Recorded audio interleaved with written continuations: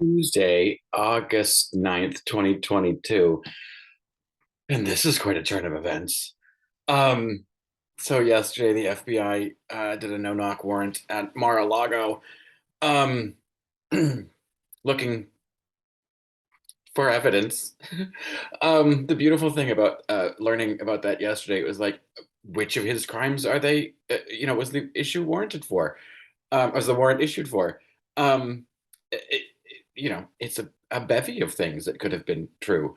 Um, it, you know, how much of it had to do with the information on Alex Jones's phone? Or did Mark Meadows finally be like, hey, I know where all the bodies are buried. Here's a map. Go find them. Of course, Trump melted down about his beautiful house and his beautiful safe being invaded.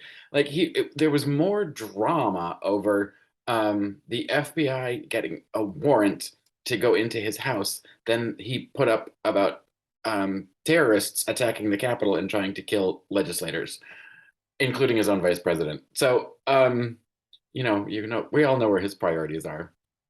Um, but the whole MAGA crowd is having full meltdown that this is, Gestapo, fascist. Kevin McCarthy put out a statement um, saying, they won't stand for this from the Department of Justice. It's like when when is it enough? When do they stop doubling down on this jackass? Um, it, you know, they probably know that there's information that implicates them. But God, just turn yourself in and turn him and turn on him. Like he's not going to help you ever, no matter how loyal you are to him. He protects himself first. So it's fascinating to watch their meltdown. Um, and all these stories coming out, that the judge that signed the order had, was somehow linked to Epstein, that, somehow DeSantis is involved in having to okay the raid, which, he's politically motivated because he wants to get Trump out of the way for 2024. All of this shit. And apparently the warrant was related to confidential information that he removed from the White House and has been keeping at Mar-a-Lago, which, by the way, is far worse than the emails, which were not of a classified nature, that got deleted off of Hillary's server. Um, these are highly classified documents. Everyone knows that. And now the thinking is that not only did he take them, but he wouldn't just take them for posterity. He was using them and selling government secrets. Now that would be interesting, because I don't know how the MAGA crowd will justify that, but I'm sure they will. That he was just being a smart business person. Um, but how delicious. Um,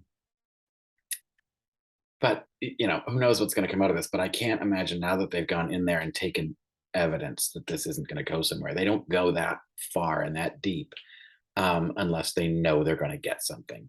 So, as we watch Fox News and the maggots melt down, and of course, trying to, incite violence against the Justice Department. It's like now all of a sudden they want to defund the police. The FBI is against them. Um, it's mind-boggling. Even our own friend Megan McCain tweeted yesterday, this better be legit or you're just making him a martyr for 2024. It's like, okay, so your first reaction to this is let's throw some mistrust on the motivation from the FBI to raid his house. Like you're signaling out mistrust of the entire operation at the get-go. What a fucking moron. And you wonder why, your precious Arizona has fallen to MAGA country. Like all that kind of shit. How do you think that kind of reaction helps, Megan? Dum dum. Oh, anyway. So yeah, who knows? We have to assume that Mr. Meadows is behind this, but I'd also, like to see what else falls out of this, because even if they're going for the classified documents that he took, and that's specifically what they're going after, and that's supposedly, things related to that are things that they are allowed to take because that's what the warrant covers. But what else might be uncovered that may also be useful in other investigations? Because some of those classified documents might also incriminate him in all of the other various crimes that he committed while he was president. So, you know, fingers crossed this goes swiftly.